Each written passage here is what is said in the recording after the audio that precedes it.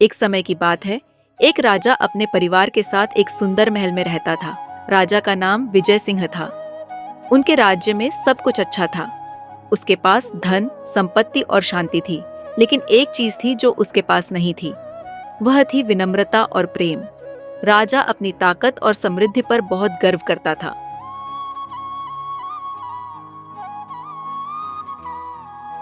एक दिन एक साधु राजा के महल के पास आया। राजन, तुम्हारे पास सब कुछ है, लेकिन तुम्हारा दिल और मन मैला है। तुम्हारी नजरें राज्य की समस्या को नहीं देखती। तुम सुख संपत्ति में ही डूबे रहते हो। तुम्हें अपने आप को सुधारने की आवश्यकता है। राजा ने गुस्से में आकर जवाब दिया, मुझे तुम्हारी बात नहीं सुननी। तुम एक साधु हो, तुम मुझे क्या समझाओगे? राजपाट क्या होता है? राज्य कैसे संभाला जाता है? तुम एक भिक्षुक मात्र हो, मुझे तुमसे सीखने की जरूरत नहीं है। साधु ने राजा से कहा, राजन, तुम अपने घमंड में इतने चूर हो गए हो कि तुम्हें इस बात का भी ज्ञान नहीं रहा कि क्या सही है और क्या गलत। अगर तुमने अपनी अज्ञानता नहीं छोड़ी तो वो तुम्हें कुछ भी फायदा नहीं दे सकता। अब एक भिक्षुक साधु मुझे ज्ञान पढ़ाएगा? राजा की बात सुनकर साधु क्रोधित हो उठा। फिर साधु ने अपने हाथ से कुछ मंत्र जाप किया। साधु ने अपनी आंखें बंद की और एक शक्तिशाली मंत्र का जाप किया।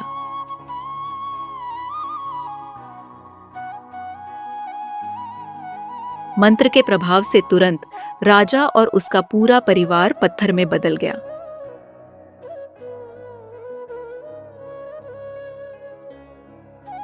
तभी मंत्री कहता है, ऐसा मत कीजिए बाबा।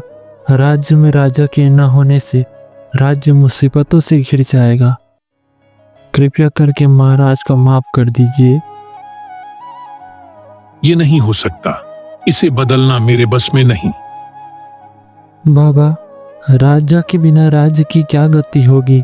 इस समस्या का निवारण बताइए बाबा। मंत्री के कहने और राज्य की खुशहाली के लिए साधु एक उपाय बताता है। राजा को फिर से पत्थर से इंसान बनाने के लिए राज्य के किसी व्यक्ति को उत्तर से दक्षिण की ओर जाना होगा। वहीं मेरे मंत्रों के प्रभाव को तोड़ने का उपाय मिलेगा। याद रखना, जो व्यक्ति इस सफर में जाएगा वो साहसी, सच्चा और ईमानदार होना चाहिए, और वो राज्य परिवार का नहीं होना चाहिए। साधु के बात से मंत्री सोचने लगता है, ऐसा व्यक्ति कहाँ मिलेगा जो साहसी, सच्चा और ईमानदार हो?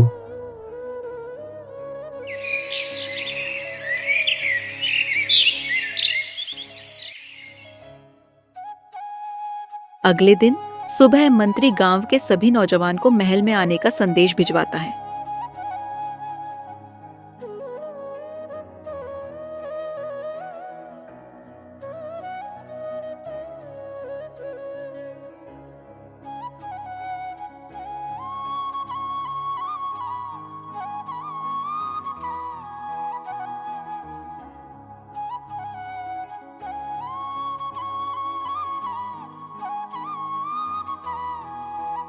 गांव के सभी नौजवान महल में इकट्ठा होते हैं। मंत्री के साथ साधु भी आता है। मंत्री सभी नौजवानों को सारी बात बताता है।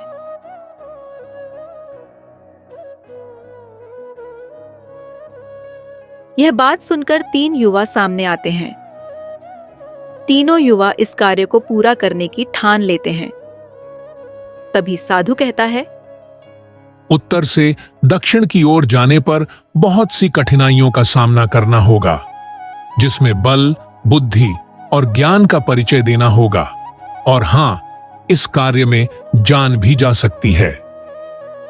साधु की बात सुनकर 2 युवा पीछे हट जाते हैं और एक कहता है, ठीक है, मैं ये कार्य करने के लिए तैयार हूँ। अपने राज्य के लिए कोई भी खतरा उठाने के लिए मैं तैयार हूँ। क्या नाम है तुम्हारा? मालिक, मेरा नाम मोहन है। मैं एक किसान का बेटा हूँ। मंत्री साधु से कहता है, बाबा, क्या यह इस कार्य को पूरा कर सकता है? मौत की बात सुनकर भी ये पीछे नहीं हटा। इसने अपने साहस का परिचय दे दिया है। साधु मोहन के पास जाता है और कहता है, मोहन, मेरे एक सवाल का जवाब दो। प्रेम क्या होता है?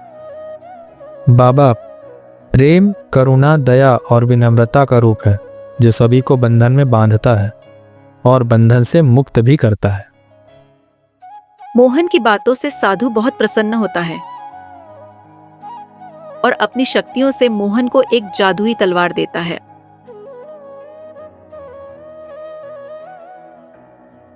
मोहन, उत्तर से दक्षिण के सफर में तुम्हें एक विशाल गुफा मिलेगी, जिसके दाएं तरफ एक लाल पानी का झरना होगा, जहां तुम्हें जाना है।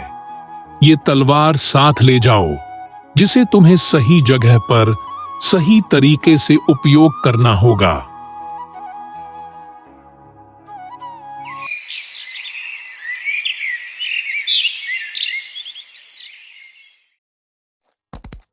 अगले दिन मोहन अपने माता पिता से मिलने के बाद अपने घोड़े बादल के साथ सफर पर निकल जाता है।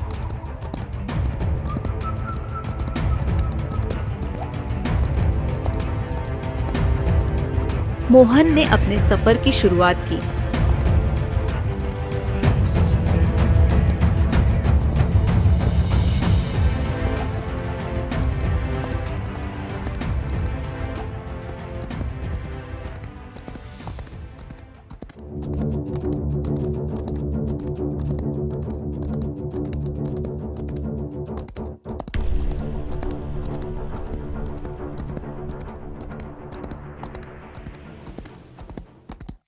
कुछ ही दिन में वह घने जंगलों में पहुंच गया।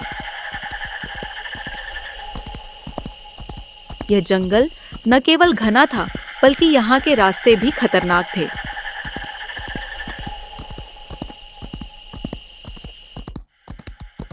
मोहन जब जंगल में जा रहा था तो अचानक उसका रास्ता खो गया।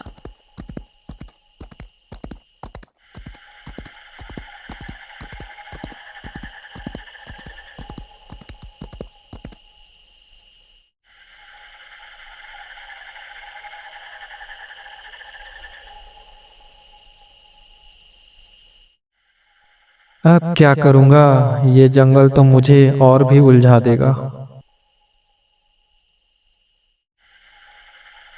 उसके पास एक छोटा सा नक्शा था, लेकिन वह इस जंगल के रास्तों को समझ नहीं पा रहा था। तभी उसे एक पुरानी झोपड़ी दिखाई दी। वह झोपड़ी तक पहुंचा और एक बूढ़े आदमी से मदद मांगी। मैं इस जंगल से निकलने के लिए रात में उजाला नहीं मिलेगा। सबसे अच्छा होगा कि तुम रात यहाँ रुक जाओ। ठीक है बाबा, आज रात मैं यहीं रुक जाता हूँ।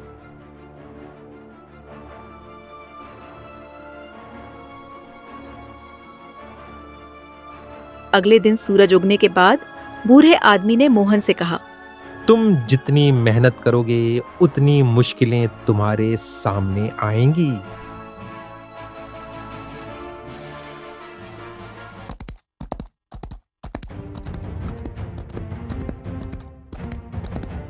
कुछ दिन बाद मोहन एक विशाल नदी के किनारे पहुंचा।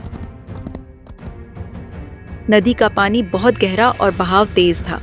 मोहन को इतनी विशाल नदी को पार करने में डर लग रहा था।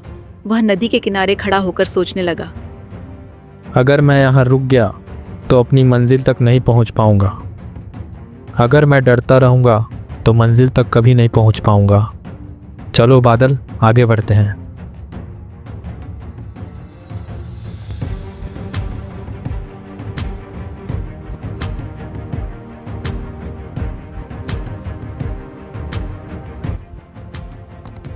नदी पार करने के बाद मोहन को एक विशाल रेगिस्तान का सामना करना पड़ा।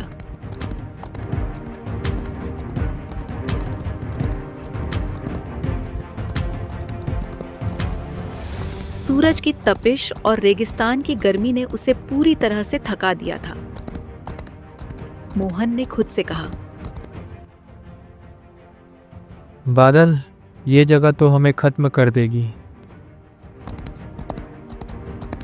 लेकिन उसने हार मानने की बजाय अपनी जिद पर अड़े रहने का फैसला किया।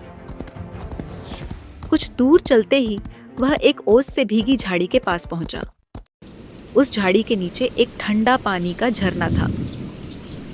मोहन ने पानी पिया और अपनी ऊर्जा को फिर से हासिल किया। कुछ देर सफर करने के बाद मोहन को एक और नई मुसीबत का सामना करना। उसके सामने अब पहाड़ को पार करने की चुनौती थी, लेकिन उसने हार नहीं मानी। वह धीरे धीरे चढ़ाई करने लगा, कभी रुककर आराम करता और फिर आगे बढ़ता। कुछ दिन बाद वह फिर से एक जंगल में पहुंचा। रास्ते में उसे एक शेर का सामना करना पड़ा। शेर ने उसे घेर लिया और उसकी तरफ दौड़ते हुए आ रहा था। शेर ने उस पर हमला करना चाहा। मोहन ने अपनी तलवार से शेर को डराने की कोशिश की। थोड़ी देर बाद शेर थक गया और वह से जंगल की ओर वापस चला गया। मोहन फिर से अपने सफर में आगे बढ़ा।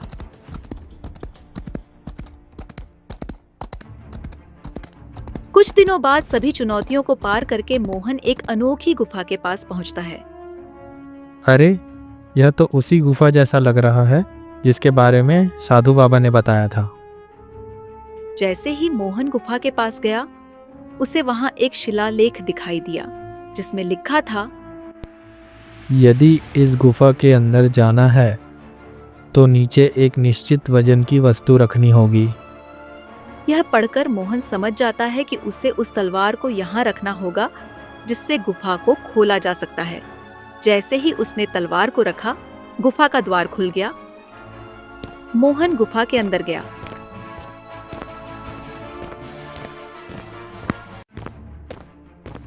गुफा के अंदर पहुंचते ही वह एक अलग ही दुनिया में पहुंच गया। उसे वहां पर 3 छोटे छोटे तालाब दिखे। मोहन सोचने लगा, यकीनन इन तालाबों में से किसी एक के पानी से गुरुजी के श्राप को समाप्त किया जा सकता है, लेकिन मैं कैसे पता करूं कि कौन से तालाब का पानी ले जाना है। अचानक एक राक्षस प्रकट हो गया जो उन तालाबों की रक्षा करता था। वह मोहन से कहता है, कौन हो तुम और यहाँ किस लिए आए हो? मुझे साधु बाबा ने यहाँ भेजा है। हमारे राज्य पर एक संकट आ गया है जिसका समाधान इन तालाबों के पानी से हो सकता है। कृपया मेरी मदद करें और सही तालाब का पानी ले जाने दें। तुम सच में एक बहादुर और ईमानदार व्यक्ति लगते हो जिसने अपने राज्य के लिए अपनी जान दांव पर लगा दी है। मैं तुम्हें पानी दे दूंगा, लेकिन पहले तुम्हें मेरे एक सवाल का जवाब देना होगा। यदि तुमने गलत उत्तर दिया तो मैं तुम्हें खा जाऊंगा। ठीक है, अपना सवाल पूछो। बताओ, वह कौन सी चीज है जो उपयोग से पहले काले रंग की होती है, उपयोग के समय लाल और उपयोग के बाद सफेद हो जाती है? राक्षस का सवाल सुनकर मोहन थोड़ा विचलित हो जाता है, लेकिन कुछ देर सोचने के बाद वह उसका उत्तर देता है। इसका उत्तर कोयला है, अर्थात उपयोग से पहले काला होता है, जलने में लाल होता है और उपयोग के बाद सफेद राख बन जाता है। मोहन का उत्तर सुनकर राक्षस प्रसन्न होता है और उसे सही तालाब का पानी ले जाने देता है।